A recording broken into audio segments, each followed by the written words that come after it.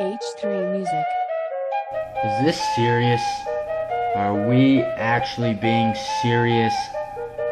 Sports! Yay. It's insanity!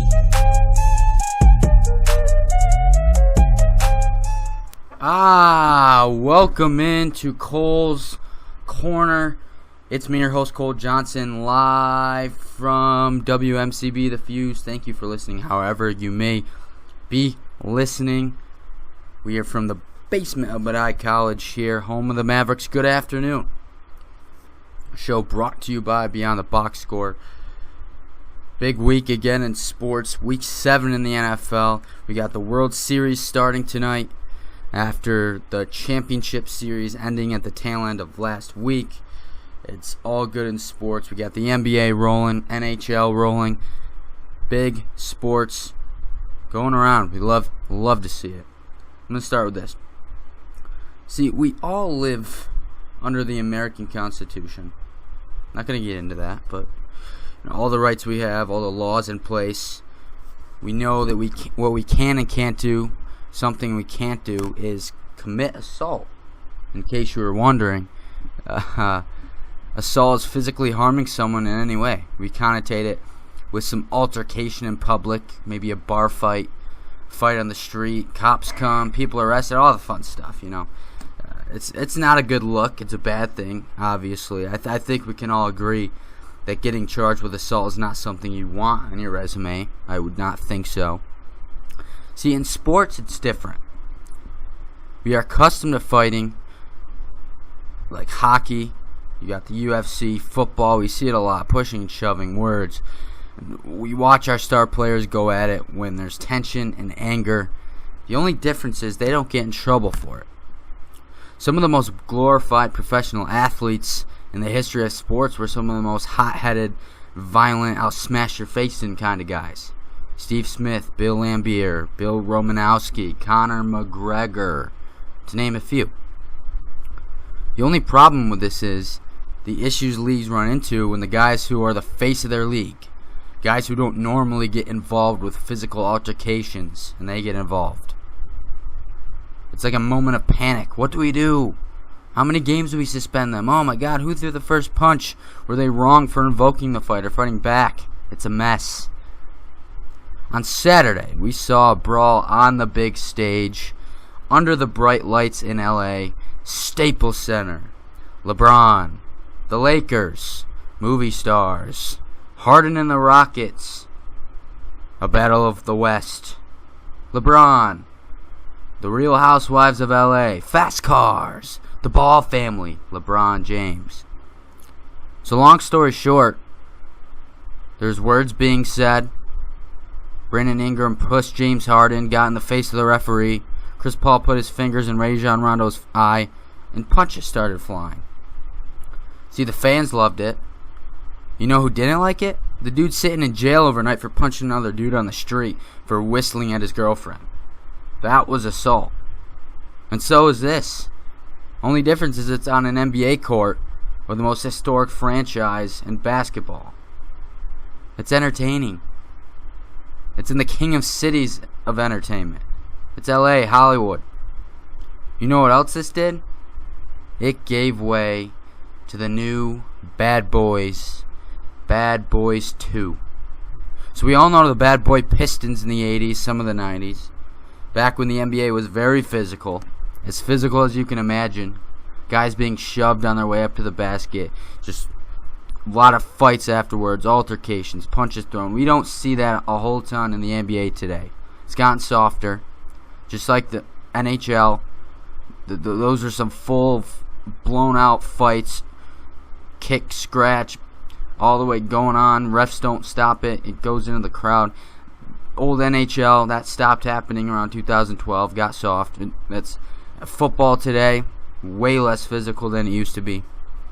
It's just times, evolution of the game.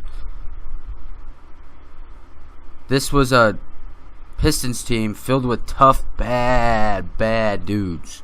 Caused a lot of fights, brought a lot of attention in the NBA. There's a 30 for 30 on them. That's how big of a mark they played in NBA history. Look at the Lakers roster. They filled it up with these kind of guys. Lance Stevenson, JaVale McGee, Rajon Rondo. Some of the sources of some of the fight on Saturday. What the NBA needs to do is figure out what they want to do moving forward with this. You either embrace it, let it happen, get physical again, or you put a stop to it with harsh fines because you don't want it to turn into the 80s again. It's a decision that Adam Silver is going to have to come to terms with. Face right in front of him. We all already kind of seen it wasn't that big of a deal. Some people don't agree with the suspensions, but they only gave Brandon Ingram 4 games. He threw about 4 or 5 punches. Rajon Rondo got 3 games, and Chris Paul got 2. Because here's the thing, you know it's going to continue. Why? Because it's not just the Lakers. It's the Lakers and LeBron. You know why I said LeBron's name 3 times? Well, naming everything about LA just a few moments ago. It's because it's the Lakers and LeBron. It's the LeBron show. Everyone is coming for them. They're the talk of the league. Everyone wants to see what they can do this year. They have LeBron. And now you add a group of these perennial tough guys. So every team can't wait to play them. It's like a kid in a candy store. Only difference is they are grown men filled with adrenaline and testosterone. There are going to be some battles. There's going to be some blood flying. Jack Nicklaus down there in courtside seats is going to have to avoid wearing some white button-down shirts. He might get some blood on him. This is a Lakers team that is filled with tough guys.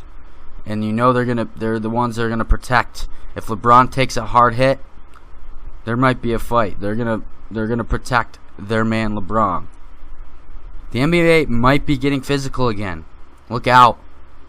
There could be bad boys too happening in LA. Very possible.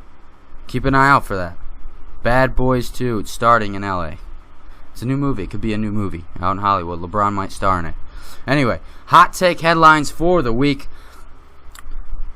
Thursday night football, just disastrous. We have 2 not very interesting teams playing. Denver in Arizona.